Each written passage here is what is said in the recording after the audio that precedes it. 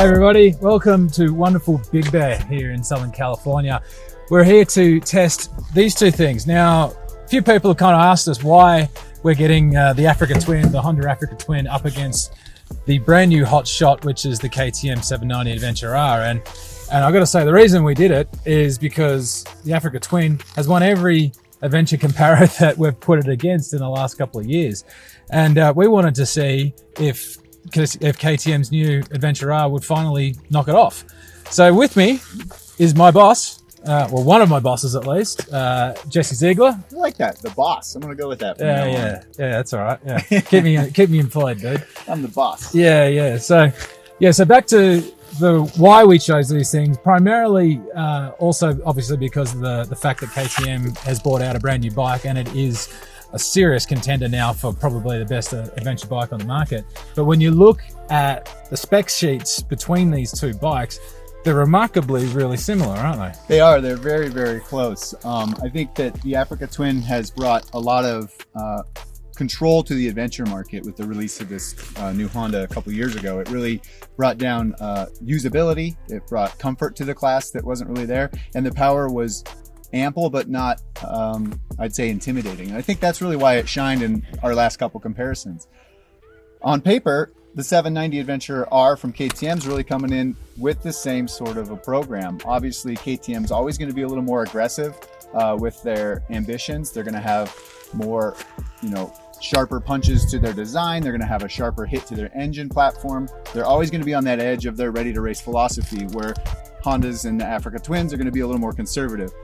But the displacement advantage the Honda Africa Twin gets, the weight advantage that the KTM enjoys, I think they're coming together in the right price range, and they're going to be just a really close comparison on paper. We can't wait to see what they're like in the dirt and on the road. Yeah, well, I mean, you talk about that price point, it's $100 difference. Yeah, between on the paper, two. $100 difference between these two bikes. Yeah, which is pretty amazing when you think about it, because KTM has priced that thing really, really well. They're $13,499 MSRP. That's prior to all the other taxes and fees and and then if you want to start optioning it up, for sure. And that's the thing with the KTM and the Honda too, to be fair, but especially the KTM, is when you want to start putting on the bells and whistles and bits and pieces, that's when the prices really start climbing. Yeah, clearly both of these bikes have a huge aftermarket catalog of parts out there available from the manufacturers, and man, the independent suppliers and stuff are out there just stacking the market with stuff and bells and whistles you can put on these things. It's pretty wild what you can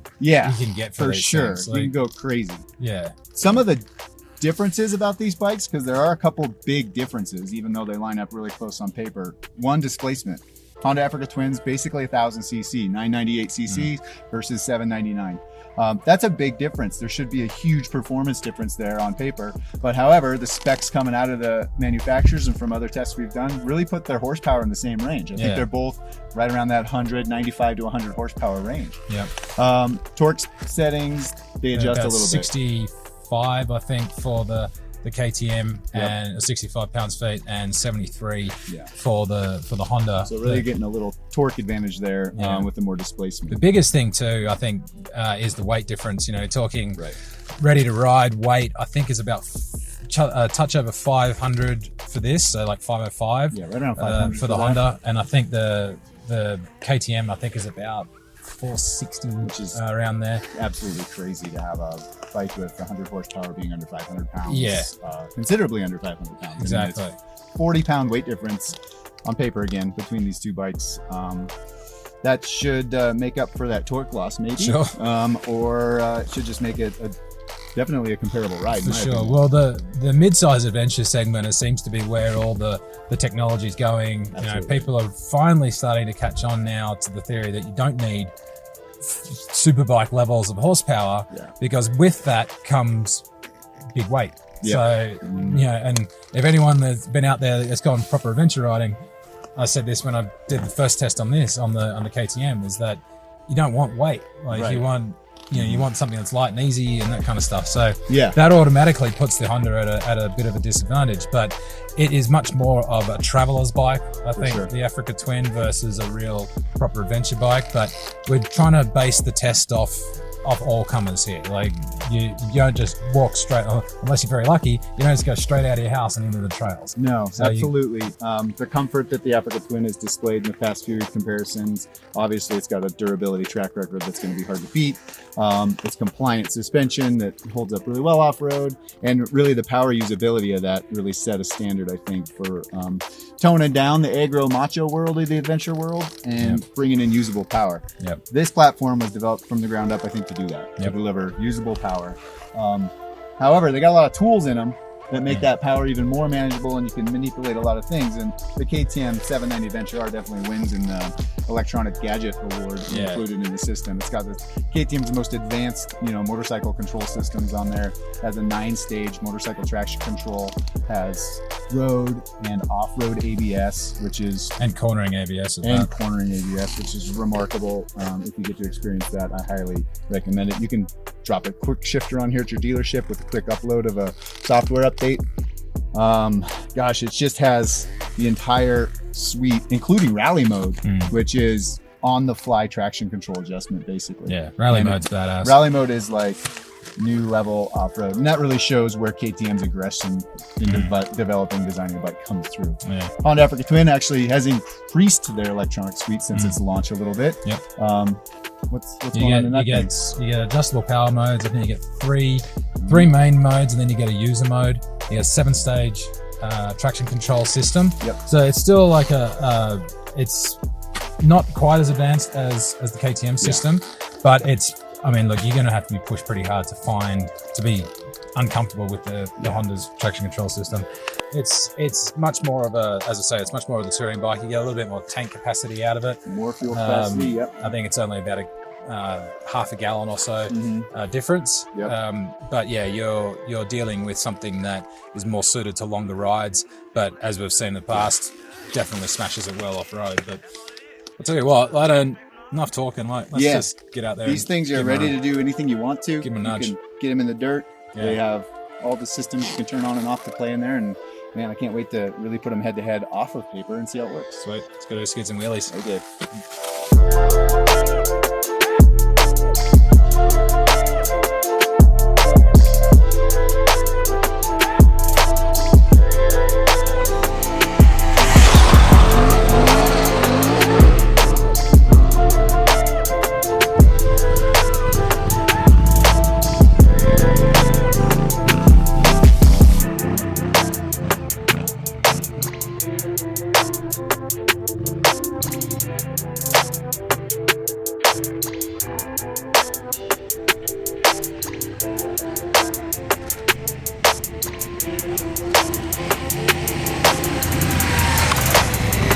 All right, dude. So what do you think?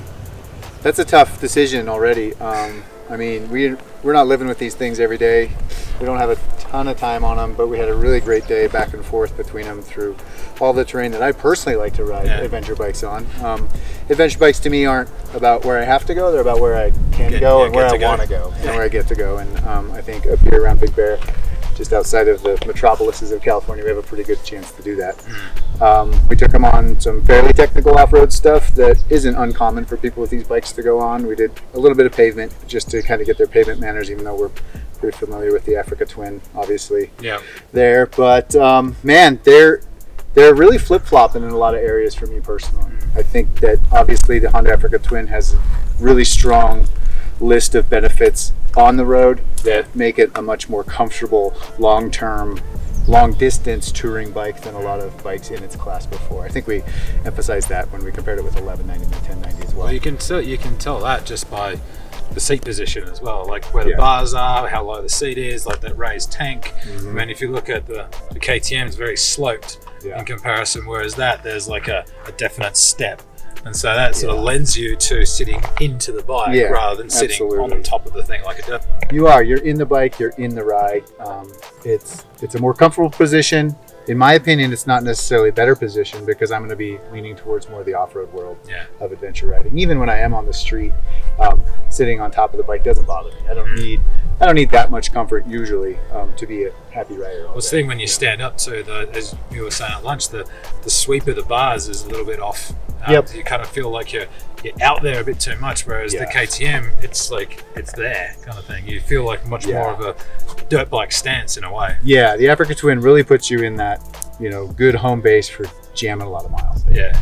As soon as you step up out of that, the reach gets a little long when you're trying to go around obstacles. Even if you're up on the pegs and you got your, you know, your thighs up against the gas tank, you still got to reach really far with the handlebar sweep to get around some obstacles or go around tight switch. And that big tank gets in the way a little bit too with that. Yeah, you definitely feel it when you compare it to the 790. Before, when we had it against, you know, 1090s, 1190s, even the Ducati Multistrada and stuff like that, that didn't really stand out. No. The Africa Twin felt pretty petite compared to some of those bikes and really shined off-road as a manageable option. When you put it up against the 790, though, it really shows its weakness in its sort of nimbleness, I would say. Well, you got 40 pounds difference straight away.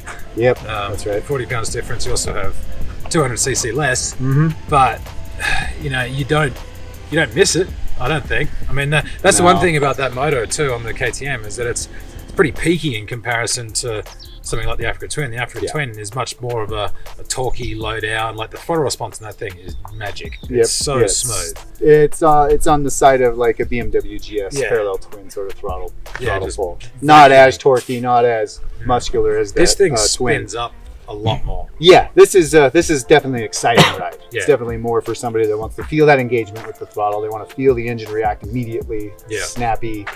It's got a little more attitude across everything. Even the chassis has more attitude. But man, they've really done a great job, with weight management on this bike. Yeah, it is 40 pounds lighter, but it feels 100 pounds lighter really when you're riding it. The weight is so low that the bike is so planted all the time. In the most technical stuff to just cruising through the restaurant parking lot, it feels like it will never slide around on the ground. It's funny, the first time I jumped on it and we had relatively full tanks of fuel, that's the first thing I noticed is that it feels like there's a big chunk of weight around like your shins almost. Down where that big chunk of weight is in the fuel tank. And when you move it from side to side, you can feel the gas moving a little bit. But once you just get up and get into a tenth of a mile of off-road stuff, you realize why it's like that, and it's supposed to be like that. It just, as you say, it's so well balanced and so well planted that you can, I mean, look, we were acting like idiots really when we were trying to spin it up for the photos. The camera's on, you act pretty dumb sometimes. You can throw the thing so sideways and then it just pulls itself back out, and nothing seems to phase it really. Like I mean, I still think, I said this in the launch, my favorite thing out of this whole bike is that front suspension. I think the suspension on that is so good. Against the suspension on the Africa Twin, which is still good suspension. It then puts into place how good a job like Quinn Cody and all those guys did when they developed that front end. The engineering on this bike from top to bottom, I mean, and it's a shared chassis with the street model. It's a shared chassis with the standard adventure. It's got a lot of the same components on it.